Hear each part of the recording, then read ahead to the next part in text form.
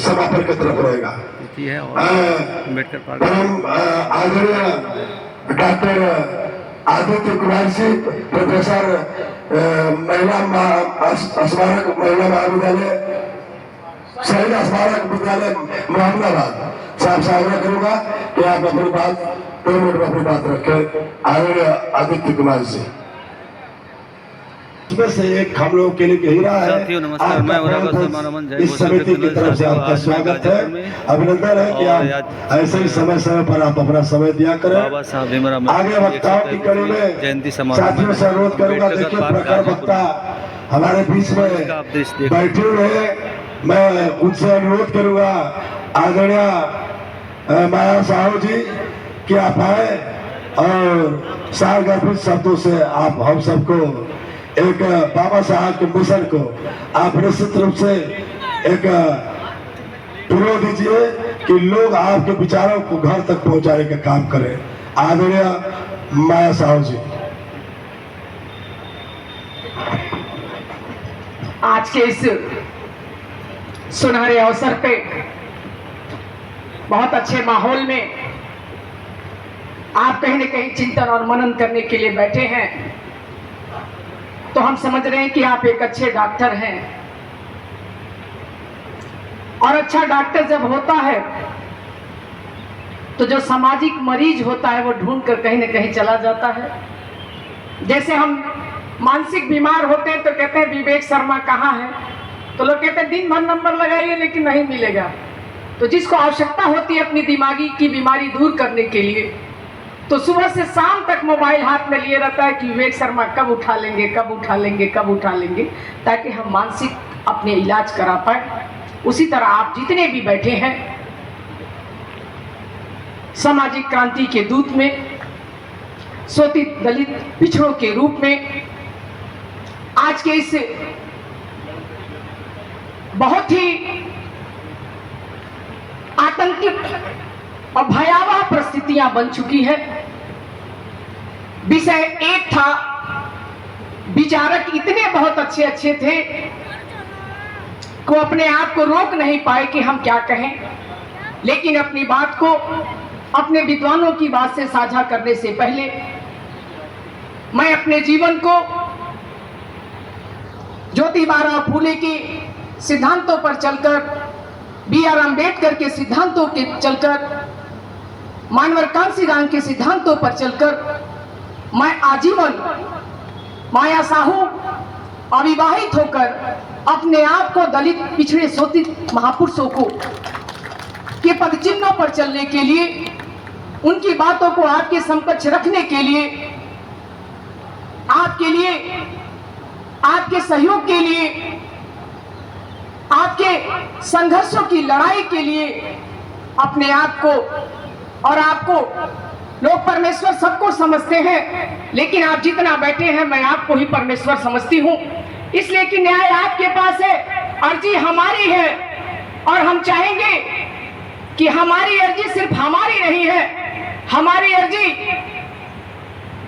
उन करोड़ों दलितों, शोषितों, तेली, लोहार, कोहार, चमार, कुर्मी, तमाम जातियों के लिए है कि आप समझते होंगे कि हम जो भी बातें करते हैं, आज ये मंच बना है तो कर रहे हैं, लेकिन ऐसा नहीं है। हम लोग ये बात इसलिए करते हैं कि जब हम भी अपने समाज में जाते हैं तो लोग कहते हैं माया साहू नौकरी पाया तो लिखा कि माया गुप्ता, तो गुप्ता में लोग समझते थे कि बहुत बढ़िया बनिया, कोई समझता था दारू बेचने वाला बनिया, कोई समझता था तेल बेचने वाला बनिया, कोई समझता था अडानी अंबानी वाला बनिया, लेकिन मैं लिखी माया साहू इसलिए कि तेली वाला बनिया, जिसको घर से निकलिए तो मुंह देखना पाप होता था, उस पाप समाज की मैं बनिया। इसलिए आज आपके सामने बड़ा अच्छा विषय है, और अच्छे विषय में काफी देर से मैं बहुत सारे विद्वान वक्तागण की बात सुन रही थी। कोई व्यक्ति 2024, कोई 2022, कोई 125 साल पहले की बात कर रहा था। ये मान के चलिए कि B.R. अम्बेडकर ने सिर्फ ये बातें मुख्य रूप से ये नहीं कहा कि हमें स्वतंत्रता चाहिए, आप सीधे सीधे स्वतंत्रता की बात करते हैं। और हमें ये लग भी रहा था, माननीय राम मदन बाबू जी से मैं बात कर रही थी तो हमने कहा कि आज इतने विषय आए, हमारे जो भी प्रोफेसर बैठे हैं, चाहे वो पीजी कॉलेज से हो, चाहे महिला डिग्री कॉलेज से हो, बड़ा सौभाग्य कि मैं इनकी शिष्य हूं और इन्होंने हमें पढ़ने का अवसर दिया और आज अपने सामने हमें बोलने का अवसर दे रहे हैं।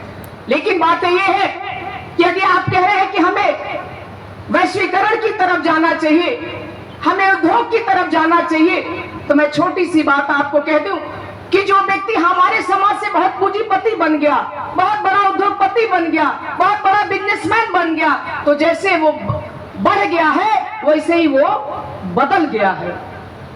जैसे ही वो बढ़ा है वैसे ही वो बदल गया है, और जैसे ही वो बदल गया है वैसे आपकी पहचान B.R. अम्बेडकर ने कहा कि आप जितनी भी तरक्की कर लो, आप जितना भी प्रमोशन कर लो, आप जितनी भी प्रगति कर लो, लेकिन आप अपने समाज की बात जरूर कर लो। अगर ऐसा नहीं करते हो तो तुम अपने साथ गद्दारी करते हो। ये बड़े सौभाग्य की बात है कि आज इस मंच पर सारे विद्वतगण बैठे हैं और ये बताने के लिए बैठे हैं कि मैं चमार समाज का हूं, मैं दलित समाज का हूं, मैं पिछड़ा समाज का हूं। इसलिए कि आप अंबेडकर के सिद्धांत पर चले ना चले, लेकिन हम लोग अपने जीवन को आजीवन चलने के लिए तैयार हैं और हम चाहेंगे कि आप सब प्रतिबद्धित होकर चलें।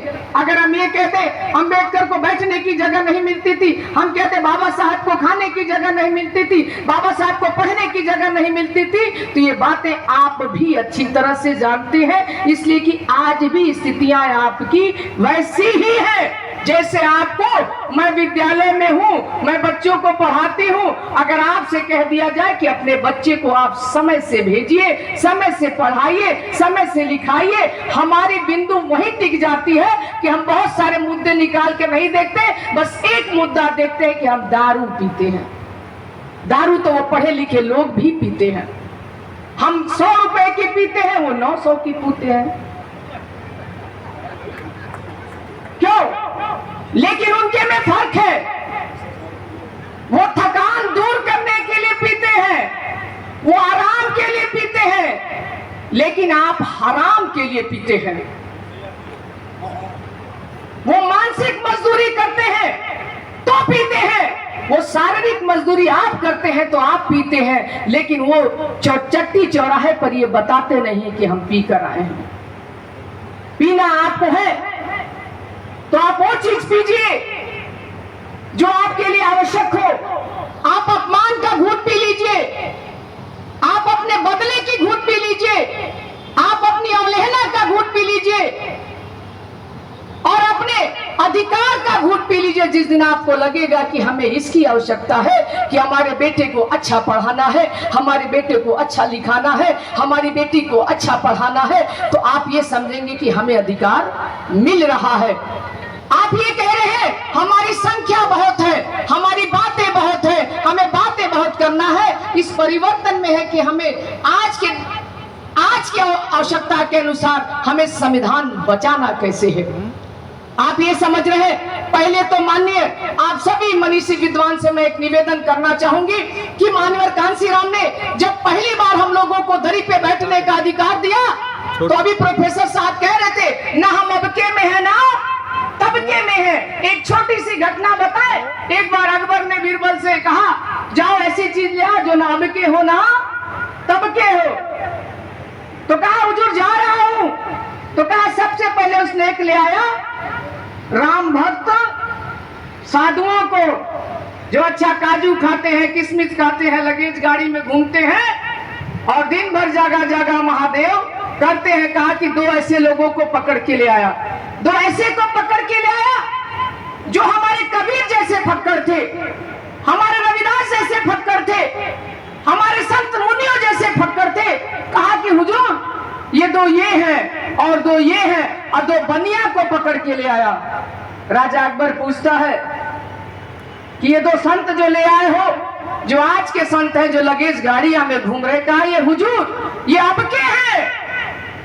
इसलिए अबके हैं कि 85 वालों को बेवकूफ बना के ले आ रहा हूं, इनके गाड़ी कमाई का काजू खा रहा हूं, इनके शरीर का खून चूस के ये मजदूरी करा रहा हूं और इन्हीं से इस मजदूरी का कलर करवा रहा हूं और जिस राम की घंटी बजा रहा हूं वो हमारी घंटी होगी। खाना हमको है, चढ़ाना इनको है, इसलिए ये अब के हैं। इससे अच्छी जिंदगी इनको IAS अधिकारी बनकर भी नहीं मिलेगी, इसलिए कि अधिकारियों को एक बार पैर छुएंगे, ये तो दिन भर में सुबह शाम दोपहर जब आ जाए तब पैर छुलाने का काम करेंगे। इसलिए कहा कि ये अब के हैं। कहा कि तब ये क्या है?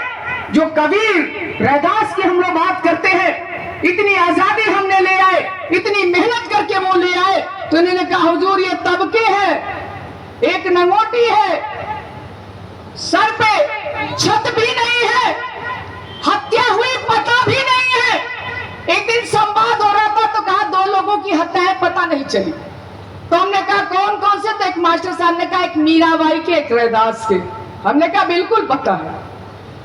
मीराबाई काशी में रैदास जी महंतों का विरोध कर रहे थे, पाखंडियों का विरोध कर रहे थे। उस समय काशी में इतना ऊंचाई पे था कि इतने ऊंचाई पे था कि एक दलित का संत रैदास और एक राजपूतानी की बेटी एक दलित की क्यों गुरु मानकर बैठी थी। और राणा सांगा ने, हमसे अच्छे तो प्रोफेसर साहब बहुत अच्छे कह रहे थे कि जो कम पढ़ी लिखी औरतें होती हैं उगाती है कि संतों में बैठी मीरा भगवान गुड़ गाए, श्री राधे गुड़ गाए। राणा ने दिया जहर मीरा को पिलाने के लिए, वो गा के बता देती है, लेकिन हम लोग पढ़ के नहीं जानते। और दोनों की हत्या हो गई। गुनाह ये था कि राजपूतानी की बेटी ने चमार के लोगों को अपना गुरु बना लिया। उस जमाने में गुरु को बनाने का अधिकार आपको नहीं था, लेकिन उन्होंने कहा ये रैदास तबके हैं, और कहा ये 2 बनिया ले आ रहे हैं जो बिजनेसमैन है, कहीं कहीं तेनियों मार लेते हैं, कहीं कहीं बचाऊ देते हैं, कहीं कहीं बनाऊ देते हैं। तो कहा हुजूर नहीं अब के है ना, तब के हैं। हम लोग आज बनिया बने बैठे हैं। हम जाने से पहले ये सोच रहे हैं कितना फायदा होगा, कितना नफा होगा, कितना नुकसान होगा, क्यों जाए। आप ये समझिए आज के डेट में राम भक्त वाले अंधे जैसा जा रहे हैं। वो ये नहीं सोच रहे कि इसका क्या प्रतिफल मिलेगा, ये क्यों जा रहे हैं, कहां जा रहे हैं, किसके पास जा रहे हैं, क्या करने जा रहे हैं। 400 से जब पार हो जाएगा, 24-400 पार, तो पता चलेगा कि संविधान है ही नहीं, आप है ही नहीं, और हम उन्हीं को बढ़ाए जा रहे हैं जो हम ही को खाए जा रहे हैं। आप बहुत पीछे जा रहे हैं। संचालक महोदय हमें ठकठका रहे हैं कि जब ठकठकाने पे बात आई कि आज हम उसी तरह से अंधे हैं कि एक पति पत्नी दोनों अंधे थे, तो रोज कुत्ता रोटी खा जा रहा था, जैसे आज हम अपने मानसिक गुलामी में अंधे हैं।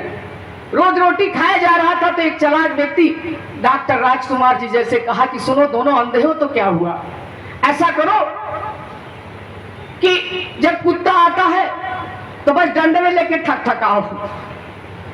हम सर्जन समाज के लोग खाली डंडा लेके बैठे रहे। मानवर कांसीराम के डंडे को, BR अम्बेडकर के डंडे को, पेरियार के डंडे को बहुत ज्यादा नहीं करना है। और अंधा व्यक्ति ठकठकाना शुरू किया। कुत्ता सोच रहा है कि अरे ये तो हमको भगा रहा है, कुत्ते को क्या पता कि आज से अंधा है। तो जब भगाने लगा तो पूरी की पूरी रोटी बच गई। तो दूसरे दिन वो पति पत्नी थोड़े मोटे दिखने लगे, तो कहा किया क्या, तो कहा कि क्या करें। एक बड़े विद्वान लोग जैसे लोगों ने कहा कि अगर तुम अंधे भी हो और तुम्हारा दुश्मन आता है तो खाली डंडा लेकर ठकठकाते रहो, एक अच्छे प्रहरी बनने का काम करें। बातें बहुत है, आप महिलाओं को ले आने का काम करें। बाबा साहब अम्बेडकर ने सबसे ज्यादा अगर जोर दिया, सबसे ज्यादा अगर बल दिया, तो हम मातृशक्ति भीमाबाई को अपने जीवन को नमन करती हुई, भीगी श्रद्धांजलि देती हुई कि हमें संचालक महोदय समय दिया कि बीत गए यारो जमाने नहीं आते, बीते हुए दिन यारो जमाने नहीं आते, नित नए लोग मिलते हैं पुराने नहीं आते। इस पेड़ के शाख को सूखे मुद्दत हो गया। आप सत्ता से बहुत बाहर जा रहे हैं। इस शाख के पत्ते को सूखे बहुत मुद्दत हो गया, इसलिए कोई पक्षी रात बिताने नहीं आते। घर की लकड़ी, घर के लकड़ियों के घर में चिराग मत रखना, इसलिए कि आग लगने पे पड़ोसी भी बुझाने नहीं आते। और दो शब्द आपसे कहेंगे कि हमें एक बार कांसीराम जी की एक साक्षात्कार पुस्तक पढ़ रही थी, उसमें एक बात बड़ी अच्छी लिखा उन्होंने कि जब अगर हम अपनी बात समझाएं तो हमें दूसरे की बात को नहीं कहनी चाहिए। इसलिए नहीं कहनी चाहिए कि उसकी बात अगर हम कह रहे हैं प्रोफेसर साहब, तो कहीं ना कहीं उसके साथ हमारी बातों का जो हमारा समाज है सिर्फ अपनी बात मनवाने के लिए अपनी बात कहनी चाहिए, ताकि ये लगे कि अगर हम सनातन की बात करें तो सनातन वालों को तो बहुत फ्री का प्रचार मिल रहा है कि हम लोग उनको भी जगा रहे हैं, अपने तो सोए हैं। इसलिए हम अपनी बात करें, अपने दरी हम सोए जा रहे हैं। सोच को बदलो, सितारे बदल जाएंगे, नजर को बदलो, नजारे बदल जाएंगे। ऐ बहुजन समाज के लोगों, किसी और को बदलने की जरूरत नहीं है, खुद को बदलो, जमाने बदल जाएंगे।